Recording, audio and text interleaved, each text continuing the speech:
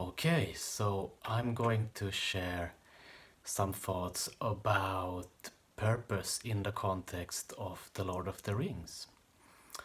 And I'm not going to go through the entire story here. I'm going to take a deeper dive into this in the next episode of my podcast. But for now, we're just going to have a look at one particular scene. And this is the scene where Frodo meets Galadriel. And Frodo wants to give the ring to Galadriel, but she refuses. And Galadriel then says to him, "You are a ring bearer, Frodo. To bear a ring of power is to be alone. This task was appointed to you, and if you do not find a way, no one will." And this is true for all of us. We all have a calling. And if we don't answer to that call, then no one will do it.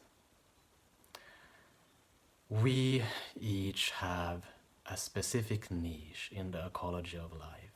We have a unique purpose. And the world isn't really whole if we don't step into our purpose, if we don't inhabit our niche, if we don't answer to our calling. It's like there's something missing in the world, and there is no one else who can fill that space if you don't do it. And then Frodo responds, "Then I know what I must do. It's just I'm afraid to do it." And this is natural. When we are confronted with the prospect of following our calling, that is scary, because our calling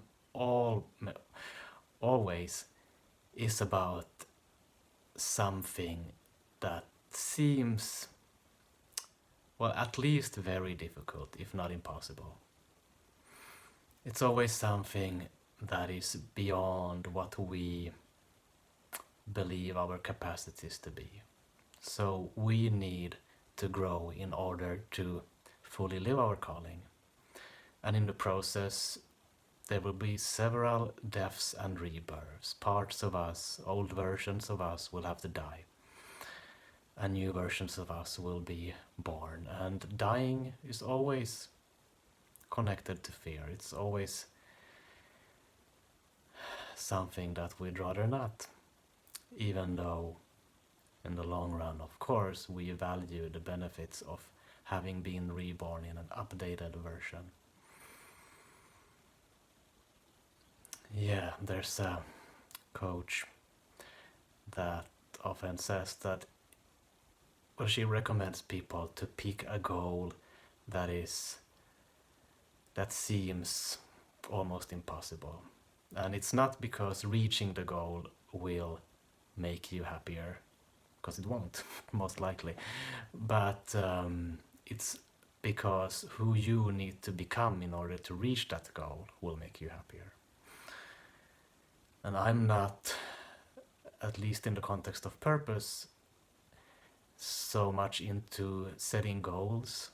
I'm more into, or not so much into choosing goals rather, but I'm more interested in what is the goal or the task or the purpose that has already chosen you, and to clarify that.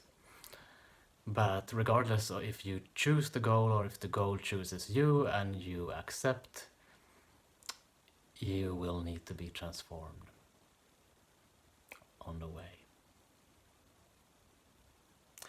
And then Galadriel responds, "Even the smallest person can change the course of the future. And so can you. If you fully inhabit your calling, you are changing the course of the future. You are changing this world into something better, because we're never called to something that will create a less beautiful world. We're always called to something that makes this world, this planet, and the larger sphere of life a more good and true and beautiful place to live in."